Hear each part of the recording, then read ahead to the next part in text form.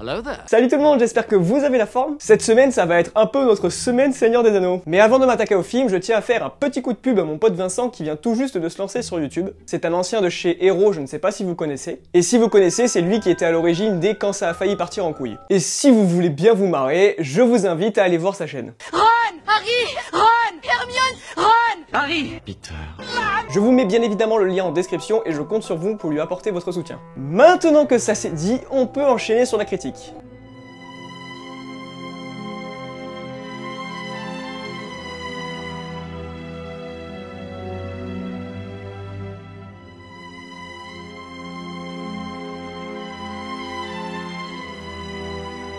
Je vais détester appeler ça une critique parce que comment voulez-vous que je sois objectif quand un film, que dis-je, quand une trilogie n'a absolument aucun défaut à mon sens. Je tiens évidemment à préciser que cette vidéo sera full spoiler, et puis de toute façon, si vous n'avez jamais vu Le Seigneur des Anneaux, arrêtez ce que vous êtes en train de faire et allez voir cette magnifique trilogie. Aujourd'hui, on s'attaque donc à La Communauté de l'Anneau.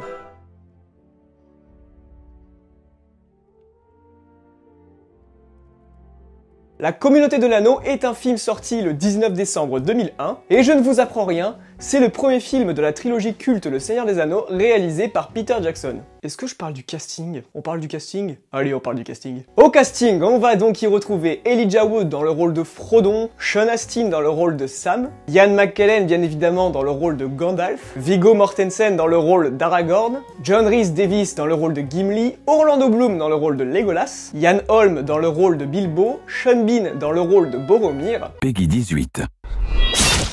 Liv Tyler dans le rôle d'Arwen, Billy Boyd dans le rôle de Pipin, Dominique Monaghan dans le rôle de Merry, et enfin Cate Blanchett dans le rôle de Galadriel. Oh, c'était long! Comme vous pouvez le voir, gros casting. Il faut le dire d'office, la plus grosse force du Seigneur des Anneaux, ce sont les matériaux de base qui sont les livres de Tolkien qui sont mais juste de véritables bibles. Pour parler du film, pour moi le long métrage se découpe en deux parties. Dans sa première partie, le film va prendre le temps de nous installer son contexte, son histoire et son background de manière très efficace. Cette voix off qui est tout juste hypnotisante au début du film était sans doute le meilleur moyen pour remettre en place le background et le contexte du film. Et dès son introduction, le film va prendre le parti pris de nous proposer un contraste bien visible entre les moments de calme et les moments de bataille. Dans les moments calmes, la mise en scène va prendre le parti pris d'utiliser beaucoup de plans fixes pour nous mettre en immersion et nous mettre face à la beauté des paysages, accompagné bien évidemment de la voix off. Et à contrario, quand on montre à l'image les scènes de bataille, les plans se montrent beaucoup plus mobiles et beaucoup plus cut. Et derrière ces plans de bataille, on a d'ailleurs la musique d'Howard Shore qui est vraiment incroyable, et ça pendant tout le film de toute manière.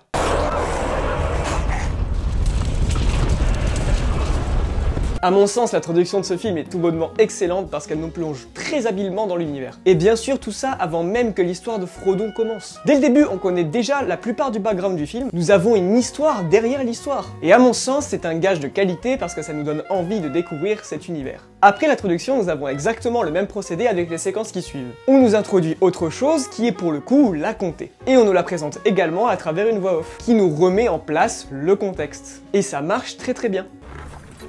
Les hobbits vivent de la culture de leur terre dans les 4 régions de la comté depuis plusieurs centaines d'années. Ce qui frappe vraiment à mon sens dans les passages de la comté, c'est tout le soin qui a été apporté aux détails et au décor. Ça fourmille vraiment de détails, et pour moi, c'est ce qui fait qu'on y croit et qu'on s'immerge très très vite dans ce fantastique univers. Après ces deux longues introductions, le film va enfin mettre en place tous ces éléments, en commençant par ses personnages principaux. Tous, sans exception, ont bénéficié d'un soin particulier. Chaque personnage a ses traits de caractère, ses forces et ses faiblesses. L'introduction de Bilbo se fait, comme je l'ai dit, à travers la voix off et l'histoire de la comté. Frodo et Gandalf sont introduits en même temps à travers une simple scène de dialogue, certes, mais à travers ce dialogue, on va en apprendre beaucoup sur les personnages et sur leur passé, et notamment Gandalf.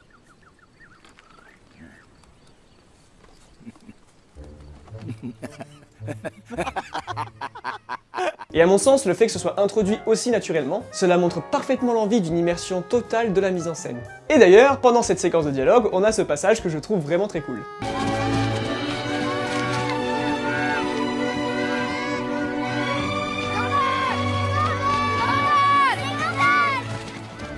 tous les autres personnages vont être également introduits de manière très naturelle au récit. Et ce qui est génial, c'est qu'on ne va pas trop leur forcer la mise. Ils vont venir d'eux-mêmes à travers la narration. Et personnellement, je trouve que ça apporte un côté beaucoup plus crédible à l'histoire, parce qu'elle va d'elle-même nous présenter ses personnages. Et ça à travers de simples scènes de dialogue, ou des scènes où on va les faire croiser le chemin des personnages présentés auparavant. Par exemple, Pipin et Merry, on a juste besoin de voir cette scène pour comprendre que ça va être le duo qui va apporter la petite touche de légèreté dans le récit.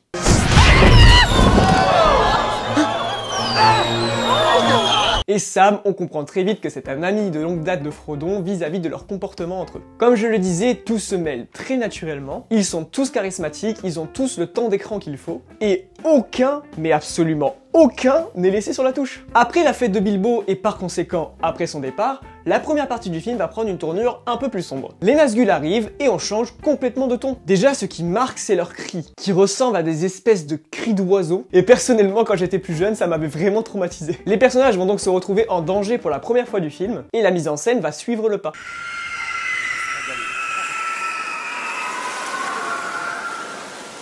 Et personnellement, je trouve que ça se voit énormément à travers l'étalonnage et l'ambiance lumineuse du film. Les couleurs deviennent beaucoup plus sombres et beaucoup plus désaturées, et l'ambiance devient de plus en plus macabre. La présence des cavaliers fantomatiques ajoute encore plus d'oppression à cette séquence. Et d'ailleurs, cette idée d'oppression, on va la retrouver à travers les décors, mais aussi à travers les choix d'ajouter plus d'obscurité à l'image. C'est un ressenti assez étrange, je vous avoue, mais personnellement, je trouve que dans la façon de filmer, les personnages ont l'air d'avoir beaucoup moins d'espace et beaucoup moins de liberté que s'ils étaient dans la comté. Et pourtant, ils sont dans une forêt. C'est assez paradoxal, mais c'est sûrement dû au fait qu'ils sont poursuivis et que la menace n'est pas très loin. Ce qui est super intéressant aussi à travers la mise en scène de cette séquence, c'est qu'elle va faire le choix de montrer les cavaliers comme s'il y en avait qu'un. Et je veux dire par là qu'on n'en voit toujours qu'un seul face aux hobbits. Et ce n'est que lorsqu'ils prennent la barque qu'on voit réellement qu'ils sont plusieurs. Je me rends compte que j'en parle pas assez, mais je pense que vous le savez, toutes ces séquences, elles sont sublimées par la musique exceptionnelle d'Howard Shore. Je vais passer rapidement sur la séquence du duel entre Saruman et Gandalf,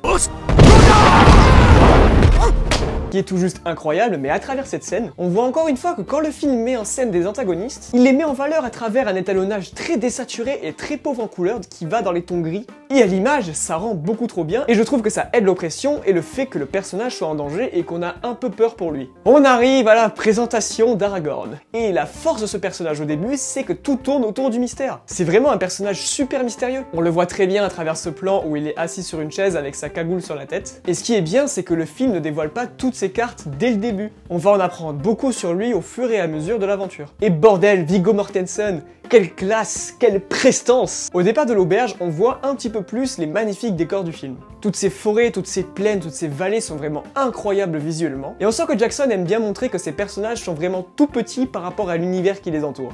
La scène où Frodon se fait poignarder fait presque film d'horreur à mon sens. Et on y ajoute cette fois des effets de fumée très bien pensés. Et d'ailleurs c'est vrai, ça aussi j'en ai pas parlé, mais c'est vrai que l'ambiance quand Frodon met l'anneau, que ce soit en termes d'étalonnage ou en termes d'ambiance visuelle ou en termes d'ambiance sonore, ça claque et ça aide vraiment beaucoup à l'immersion. Donc après cette scène où Frodon se fait poignarder, ça va nous emmener dans une course-poursuite, et bien sûr ça va nous emmener plus tard chez les elfes. Et d'ailleurs, c'est là où on va nous présenter les derniers personnages manquants du film. Tout d'abord dans l'ordre, la scène de la course-poursuite. C'est la première fois où on va voir les Nazgûl en pleine journée. Et à mon sens, c'est tout simplement un indice de mise en scène. C'est très simple à comprendre et je vais vous expliquer là où je veux en venir. Les Nazgûl, pendant la nuit, donc dans l'obscurité, ils sont dans leur monde, ils ont l'avantage. Et les cadres sur les spectres en général, ils étaient souvent en contre-plongée pour accentuer justement ce côté de domination. Et dans l'obscurité, les Nazgûl, même si les hobbits s'en sortent à chaque fois in extremis comme je l'ai dit, ils ont quand même réussi à poignarder Frodon avec la lame de Morgul. Mais, lorsqu'ils sont présentés de jour, la mise en scène veut nous montrer de façon très subtile qu'ils n'ont plus leurs gros avantages, et que les héros peuvent avoir un espoir. Les plans sont beaucoup plus terre à terre et tous les personnages sont au même niveau, mais c'est pas si facile que ça, c'est aussi très malin, et pas si évident que ça à deviner, parce que le film va quand même glisser quelques plans de Frodon mal en point. Et la preuve que la lumière l'emporte inévitablement contre l'obscurité, elle est là.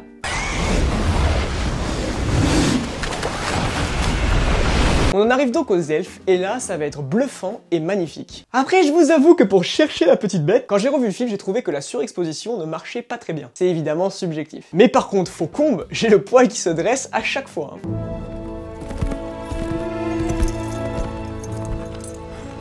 Et d'ailleurs, le passage de Faucombe, c'est pour les héros et aussi pour nous, la pause bien méritée après toutes ces péripéties. Cette pause se caractérisera bien sûr par des plans beaucoup plus longs, une mise en scène qui va bien évidemment prendre plus son temps, et un étalonnage très saturé. Et d'ailleurs dans le film, vu qu'on est chez les elfes, on va bien sûr mettre en surbrillance tout ce qu'il y a de blanc. Après toutes ces séquences qui vont globalement servir à la présentation d'Elrond et d'Arwen qui est l'amour impossible de Aragorn, entre autres, on en arrive au conseil secret pour former la future communauté de l'anneau. Pour les nouveaux personnages, cette scène va leur servir d'introduction, et à travers celle-ci, on va donner aussi les traits de caractère de chacun. Boromir au premier abord se montre comme quelqu'un de très opportuniste, Gimli c'est un bourrin,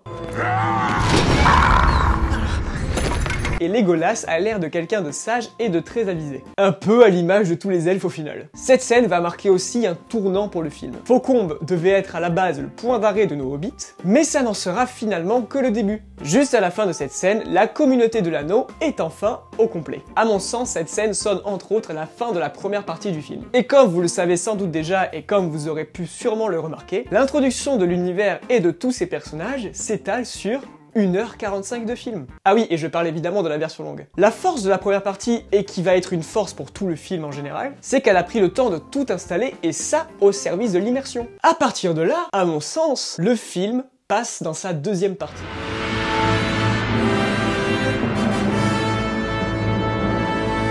Dans cette deuxième partie, le rythme va s'intensifier. La vraie quête des héros débute, et c'est un long chemin qui les attend. Et encore une fois, à travers ces scènes, on voit tellement à quel point les héros sont minuscules au milieu de cet univers. Les lieux sont vraiment immenses, et on voit, comme je l'ai dit, que Jackson aime beaucoup jouer avec ça. Après un petit périple dans les montagnes enneigées et autres péripéties, nos héros arrivent aux mines de la Moria. D'ailleurs, juste pour rigoler, avant d'entrer dans la mine, ils tombent bien évidemment sur...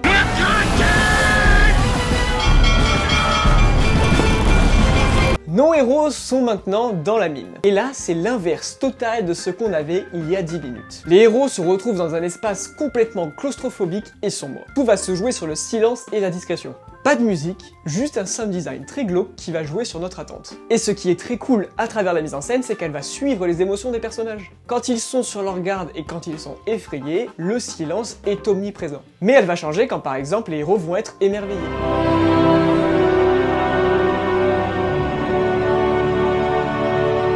Ce passage est à mon sens la seule lumière que les héros vont pouvoir trouver dans l'obscurité des mines. Et encore une fois, on peut voir que Jackson joue encore avec la démesure des lieux. Je répéterai jamais assez, mais les personnages sont vraiment tout petits dans l'univers. Quand Gimli trouve la tombe de Balin, la petite lumière qui émerveillait nos personnages est soudainement rattrapée par la noirceur du lieu. Comme je l'ai dit avant, je trouve que l'obscurité est un peu l'ennemi des héros. Et on peut s'attendre à quelque chose qui se rapprocherait d'un drame. Le silence va bien évidemment être rompu quelques minutes plus tard. Une bataille va donc faire rage, et contrairement à d'habitude, cette fois, il y a bel et bien peu d'espace. Les personnages se retrouvent pris au piège dans une pièce, et une armée est en train de foncer sur eux, accompagnée d'un troll des cavernes. Jusque-là, tout va bien. Mais Frodon va se faire une nouvelle fois poignarder, et pour le coup, je pense qu'on peut parler de transpercer. La noirceur du lieu qui entoure les personnages est donc justifiée. Mais grâce au mithril, il réussit à survivre. Et à mon sens, le mithril, c'est l'élément le plus lumineux dans ce lieu sombre. Et pour moi, encore une fois, cela représente en quelque sorte l'espoir. La victoire de la lumière sur l'obscurité, si vous préférez. On retrouve donc un petit soulagement qui semblait si peu probable dans la situation actuelle. Et si vous avez bien remarqué dans cette scène, il y avait quand même quelques sources de lumière dans la pièce. Mais bien évidemment, la noirceur va tout de même reprendre du terrain parce qu'elle est quand même dans son élément dans la mine, et le Balrog va faire son apparition.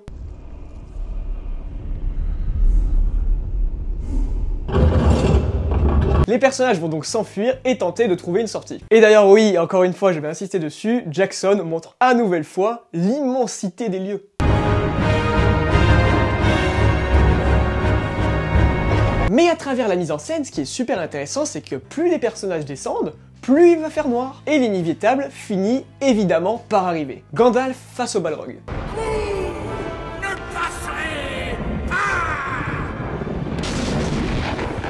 La seule source de lumière, c'est le bâton du magicien. Et ça ne suffit malheureusement pas, et ce qui devait arriver, arriva. Fuyez, pauvre fou! Et une fois dehors, la lumière ne sera pas un réconfort pour le personnage, mais plutôt un deuil. À ce moment précis du film, l'obscurité a pris le dessus sur la lumière. Mais un peu de calme avant la tempête dans le royaume de Galadriel. On va y retrouver à nouveau cette idée de lumière à travers les cadeaux que Galadriel va faire au personnage. Et surtout vis-à-vis de celui de Frodon. Après tout ça, on a droit à de très beaux plans sur les eaux de la Terre du Milieu. Et d'ailleurs, ce plan est incroyable.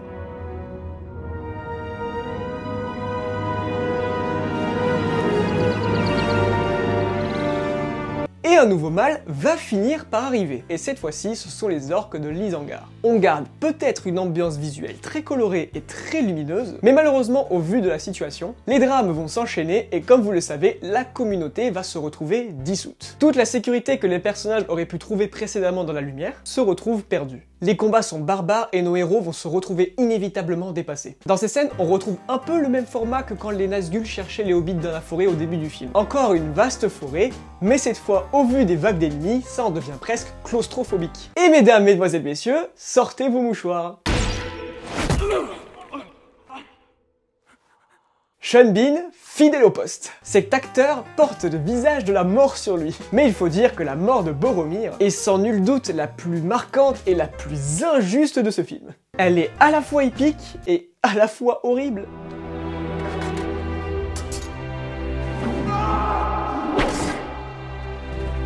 À la fin du film, comme je l'ai dit, la communauté est dissoute. Nos héros se séparent et nous laissent, nous spectateurs, dans le doute. Ce n'est pas un happy end et comme je l'ai dit auparavant, les ténèbres ont pris le pas sur la lumière dans ce premier film. Mais on est quand même impatient pour la suite, faut pas déconner. Avant de terminer la vidéo, je vais quand même revenir sur quelque chose d'important, même si c'était pas du tout dans mon axe d'analyse. Mais ce qui fait la force du Seigneur des Anneaux avant tout, c'est le réalisme de ces décors qui utilisent très peu de 3D. Et merci les magnifiques maquettes. Voilà, c'en est tout de cette critique sur la communauté de l'anneau. J'espère qu'elle vous aura plu, c'est bien évidemment tout le but. Comme vous l'aurez sans doute compris, j'adore le Seigneur des Anneaux, ce sont des films qui ont bercé ma jeunesse comme beaucoup de personnes j'imagine. Et c'était un plaisir incommensurable d'en parler avec vous en vidéo. Et j'espère quand même que vous avez apprécié d'écouter mon point de vue sur ce film. Comme d'habitude, aimez et partagez si le contenu vous a plu, ça peut vraiment aider la chaîne. Les nouveaux, je vous invite à vous abonner en activant la petite cloche des notifications. Dites-moi dans les commentaires vous aussi ce que vous pensez du Seigneur des Anneaux, si vous aimez ou si vous aimez pas. Et j'en profite aussi pour vous demander au passage si vous voulez qu'après les critiques du Seigneur des Anneaux, on enchaîne sur celle du Hobbit. Parce que je suis encore en pleine hésitation. Vous pouvez également me retrouver sur tous les réseaux, ils s'affichent actuellement sur votre écran, mais sinon tous les liens sont en description. On se retrouve normalement dès jeudi pour la critique du second volet de cette trilogie. Je vous dis donc à très vite pour une nouvelle vidéo, mais d'ici là, portez-vous bien.